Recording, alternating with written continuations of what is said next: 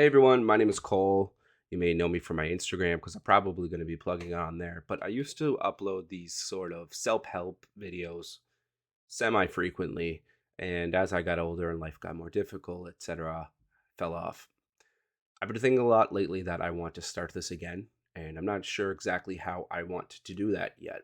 So consider this sort of like a pilot of how that could look.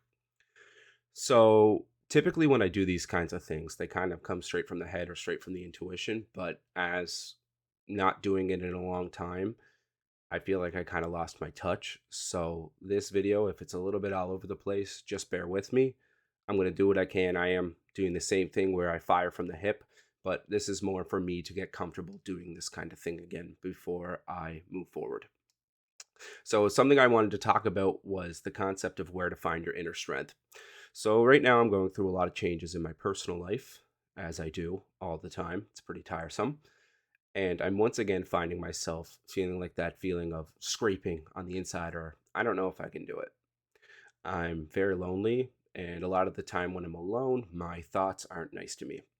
I'm spending a lot of time ruminating on where I went wrong, why things went wrong, and what insights I can learn from the situations that happened. Through this excessive contemplation, I'm learning that I want an outlet.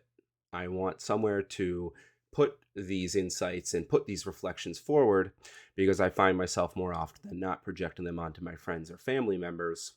So I figured why not just plug it in here and put it on the internet. So the concept of inner strength or willpower or fighter spirit, whatever you want to call it, I draw mine from my intuition and finding a way to turn my emotional experiences into power. So, without going into specific details, I have things on my mind that are pretty persistent. And when I'm sitting with those for long periods of time, they feed into a feeling of helplessness. And nobody likes that. So, what do you do there? So, you're stuck with this situation. You can't help it. You want to change it. What can you do? You can change what you do with it. So I use the gym primarily as my physical outlet. And prior to running this strength program, I was plateaued for a while. But after some events happened, I have learned how to take that emotional frustration or buildup or repression, whatever you wish to call it, and use it for the gym to move forward on my strength gains quite substantially.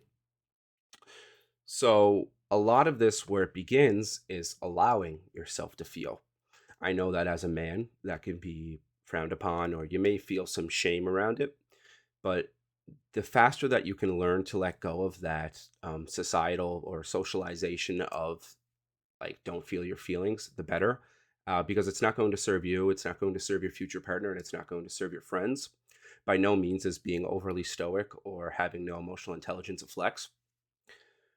um the sooner that you can get to feeling your feelings and understanding what the feelings are, and like feeling not just good or not just bad, but for instance feeling frustrated because something happened, or feeling apathetic, or feeling drained, etc., using more concise language to describe your emotional state will help you funnel this power into physical outlets or whatever you wish to use it for. So for me, when I'm lying in bed and I'm thinking about the events that happened and the feelings are getting overwhelming or whatever, instead of drowning myself in them, I'm choosing to stand up and I may go for a walk. The purpose of this is, uh, as the mind is attempting to move forward, I find it very important to also stay physically active to keep up with the mind that's always running. Because if the body feels like it's moving forward, the mind may feel like it's going forward. All the time that I sit inside and I try to meditate or I try to contemplate on concepts and ideas, I find it very, very, very difficult to get the ball rolling. Whereas if I'm going for a walk and I'm having a verbal outward conversation with myself, if you see me doing it, I'm not crazy, or maybe I am, who knows? Um, it's a lot easier to actually begin that process when you're moving as opposed to sitting in your own silence in your own room or wherever you reside. So ultimately, where to find that strength and how to tap into it depends on your ability to recognize the feeling and your ability to translate the feeling into a physical sense. So the reason it's called like a feeling or emotion, which is like energy in motion, is what emotion means. It's a phenomenon of moving forward. So if you're feeling really stuck or you're feeling really stagnant, like you're not really moving forward, you're not really feeling anything, chances are you have a lot of issues and things that you haven't processed and they're repressed. Once things are held down, they stay still. So by allowing yourself to feel, you're going to allow yourself to move again. And once you get moving and you can use that emotion or energy in motion, it's going to be a lot easier for you to translate that into whatever you wish to do it for. In this case, I'm trying to do it here.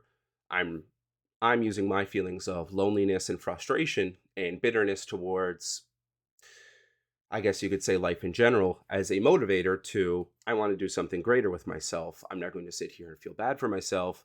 I'm going to find a means to pay it forward or get it out. Another way that you can access this is through your intuition for you spiritual guys out there. And if you're not spiritual, I recommend it, or at least finding your own spirituality, as it's what brings color into life and what makes us human. I understand everybody's different and it's not for everybody, but I recommend it. I tapped on it a bit before, but something else I wanted to touch on before I finish up is the idea of ruminating. So, ruminating, I'm learning about some neurobiology and all that stuff. I'm not a neuroscientist by any means, but I took some courses at CBU. And what I'm learning from my classes is that when you are thinking about something, or what do you, your neurons are making connections, right? And when you're ruminating, your brain is neutral. I've said this to all my friends, I say to all my family, your brain is neutral. It doesn't care. Your brain's just happy it's alive. So if you tell your brain, hey, I feel like shit, your brain's like, oh, we feel like shit. I don't care. It's not going to question it. It's not going to try to work against you. It doesn't want you to feel happy. It doesn't want you to feel sad. It doesn't care. It's neutral. So that self-talk is really going to feed into that rumination. So if you find yourself consistently thinking about the same things over and over and over, the longer you do that and the worse you do, the tighter those neuron links are going to happen. And our brains have a predictive system while you're resting that your brain has an idea of what to do throughout the day. So for instance, if you're like, I have work tomorrow, then I'm going to go to the gym and then I'm going to go play floor hockey with my friends. Your brain, the night of, while you're resting, is going to give you the energy and the expectations to fulfill those tasks that you want to do. So this ruminating is not different from those things.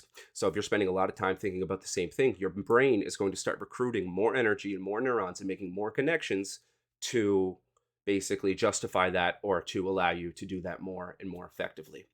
So to challenge the rumination, you need to make new connections, make new wires. So going for a run, going for a walk, whatever you need to do to get out of your head. And that could be very, very, very difficult, especially for my fellow overthinkers. That's where friends can come in. That's where music can come in. That's where podcasts can come in, or a really heavy, really intense workout at the gym. That's what I do. There are ways to get your body to overcome the mind because it's too tired. So, really pushing it on a lot of sets is going to help you just kind of turn off the mind for a while. It's really important that you find time to turn off the mind for a while, because if you let that shit run and run and run and run, it's going to learn it can get away with it, just like a dog that hasn't been trained. So yeah, basically to summarize everything we went over today, this is a pilot. This is the first of these. I'm going to try to do these more often, so bear with me. Finding the strength, finding a way to turn that emotion or energy into motion into strength, that could be a place to start to find your inner strength. Obviously, we'll get into the concept of passions or values on a later date, but those two things will help as well. The inside, it's another thing I want to talk about in another episode. I believe that there's the outside and there's the inside. They're two very different things. Intuition is something I wish to talk about too. And ruminating is the concept of staying in one place, staying in a closed neural loop. This is also what depression is you're staying into this neural loop, and attached to these neurons or affiliated with them is these neurotransmitters, and they get exhausted, yada, yada, yada. Get up and try something different. Even if it hurts, even if it feels impossible, even if it makes you feel scared, just try. So yeah, that's perfect. We're at about 10 minutes, and this is the pilot. Where to find your strength, I guess. Take care.